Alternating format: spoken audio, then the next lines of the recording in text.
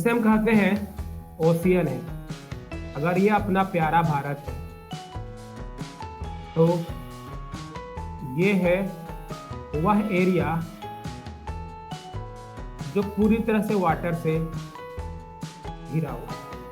कहने का मतलब क्या है, इस पूरे एरिया में क्या है, फिशेज है, मेराइन एनिमल्स है, और भी नेचुरल गैस हो सकते हैं, क्रूड ऑयल हो सकते हैं।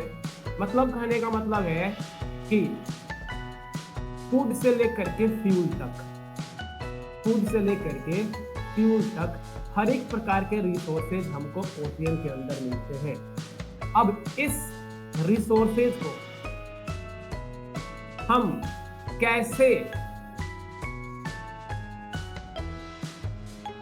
यूज करते हैं, साइंटिफिक, सस्टेनेबल एंड इंक्लूसिव। मैंने 3 वर्ड इस्तेमाल किया, साइंटिफिक, सस्टेनेबल एंड इंक्लूसिव। तो सीधी सी बात, मान लो कोई रिच, बहुत ही धनी मनी फार्मर या मर्चेंट यहाँ पर है, तो वो बहुत बड़े बड़े शिप को ले जा करके यहाँ के जो भी मछलियाँ हैं उसको कैप्चर कर सकता है। अगर वो ऐसा करता है तो फिर जो छोटे फार्मर होंगे वे इससे वंचित हो जाएंगे, तो हम कहेंगे कि इंक्लूसिव नहीं हुआ। अब जो बड़ा फार्मर है वह बड़े बड़े टैंक को ले जा रहा है, बड़े बड़े शिप को ले जा रहा है और क्या कर रहा है, मछलियों को कैप्चर कर रहा है।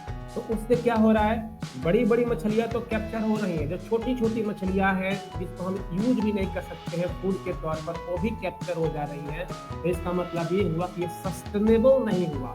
आने वाले समय में मछलियां खत्म भी हो सकती हैं। दूसरा, अगर वो शिप को ले जा करके फिशिंग कर रहा है, शिप से ऑयल लीक हो रहा है, गैस लीक हो रहा है, प्लास्टिक का पॉल्यूशन फैला रहा है, तो फिर वो सस्टेनेबल नहीं हुआ। और साइंटिफिक कहने का मतलब क्या हुआ, यदि कोई भी चीज, कोई भी व्यक्ति फिशिंग करने जा रहा है तो उसके पास डेटा होना चाहिए कि कहाँ पर फिशेज है, कहाँ पर मेराइन एनिमल्स है, कहाँ पर रिसोर्सेज है, वेदर कंडीशन कैसा है। तो साइंटिफिक डेटा उसके पास होना चाहिए।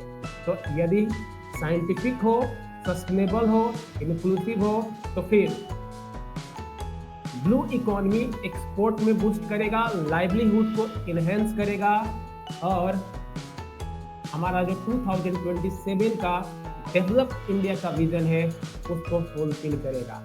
इसी मुद्दे को लेकर के नीति आयोग, जो कि थिंक टैंक की तरह काम करती है गवर्नमेंट के लिए, हमारे लिए, उसने एक रिपोर्ट को रिलीज किया है जिसका टाइटल रखा है India blue economy, strategy for harnessing deep sea and offshore.